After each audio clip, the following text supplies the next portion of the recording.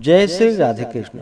आप सभी का आपके अपने YouTube channel BK Mishra present में बहुत बहुत स्वागत है।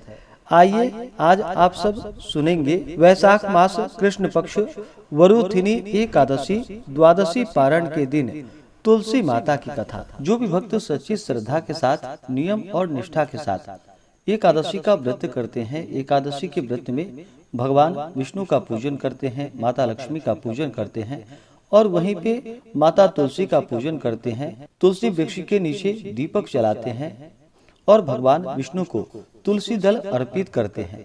इससे भगवान विष्णु का माता तुलसी का कृपा प्राप्त होता है और व्यक्ति के सभी प्रकार के पापों का नाश होता है। एकादशी का व्रत बड़ा ही पवित्र माना गया है और वहीं पे जो भी भगवान विष्णु को तुलसी दल अर्पित करते हैं उनके ऊपर विशेष प्रकार से भगवान विष्णु का कृपा सदैव बना रहता है।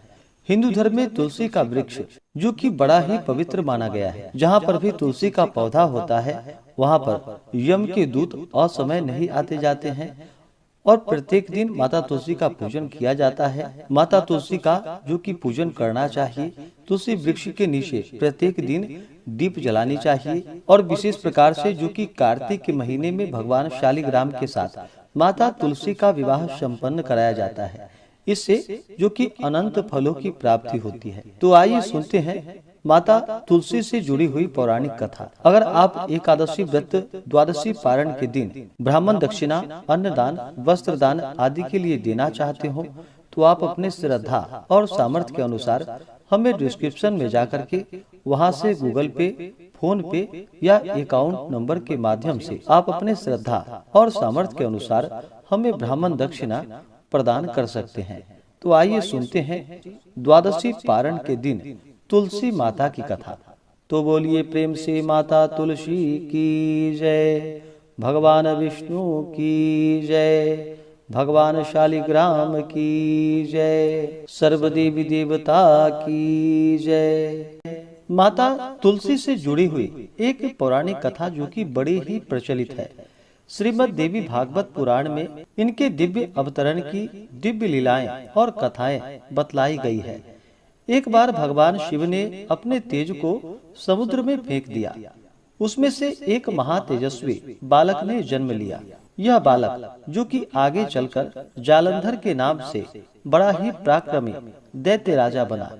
इसकी राजधानी का नाम जो कि जालंधर नगरी पड़ा। दैत्यराज कालनेमी की कन्या वृंदा का विवाह जालंधर से हुआ। जालंधर जो कि महाराक्षस था, अपनी सत्ता के मद में चूर उसने माता लक्ष्मी को पाने की कामना से युद्ध किया, परंतु समुद्र से ही उत्पन्न होने के कारण माता लक्ष्मी ने उसे अपने भाई के रूप में स्वीकार किया। वहां से पराजित होकर वह माता पार्वती को पाने की लालसा से कैलाश पर्वत पर चल पड़ा।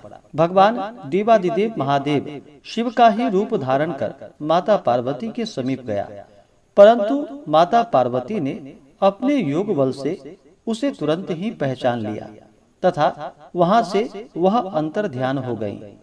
देवी पार्वती ने क्रुद्ध होकर सारा वृतांत भगवान विष्णु को कह सुनाया।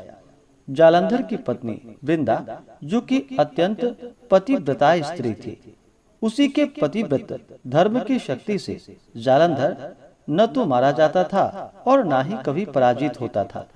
इसलिए जालंधर का नाश करने के लिए वृंदा के पतिव्रत धर्म को भंग करना बहुत ही जरूरी था। इसी कारण भगवान विष्णु ऋषि का वेश धारण कर वन में जा पहुँचे, जहाँ वृंदा अकेले भ्रमण कर रही थी। भगवान के साथ दो मायावी राक्षस थे, जिन्हें देखकर वृंदा भयभीत हो गई। ऋषि ने वृंदा के सामने पल में दोनों राक्षसों को भस्म कर दिया। उनकी शक्ति को देखकर वृंदा ने कैलाश पर्वत पर महादेव के साथ युद्ध कर रहे अपने पति जालंधर के बारे में उनसे पूछा। ऋषि वेशधारी भगवान विष्णु ने अपने माया जाल से दो वानर को प्रकट किए। एक वानर के हाथ में जालंधर का सिर था तथा दूसरे के हाथ में धर। अपने पति की यह दशा को देखकर वृंदा मूर्छित होकर गिर पड़ी। होश में आने पर उन्होंने ऋषि रूपी भगवान से विनती की कि वह उसके पति को जीवित कर दे। भगवान ने अपनी योग माया से पुनः जालंधर का सिर धड़ से जोड़ दिया, परंतु स्वयं भी उसी शरीर में प्रवेश कर गए। वृंदा को इस छल का जरा भी आभास न हुआ। जालंधर बने भगवान विष्णु के साथ वृंदा, जो कि पतिव्रता का व्यवहार करने लगी, जिससे उसका सतीत्व भंग हो गया। ऐसा होते ही वृंदा का पति जालंधर, जो कि देवादिदेव महादेव भगवान शिव शंकर से युद्ध कर रहा था, वह वहां पर हार गया और मारा गया। इस सारी लीला का जब वृंदा को पता चला तो उसने क्रुद्ध होकर भगवान विष्णु को शिला होने का श्राप दे दिया तथा स्वयं भी सती हो गई। जहाँ वृंदा भस्म हुई थी वहां पर तुलसी का पौधा उगा।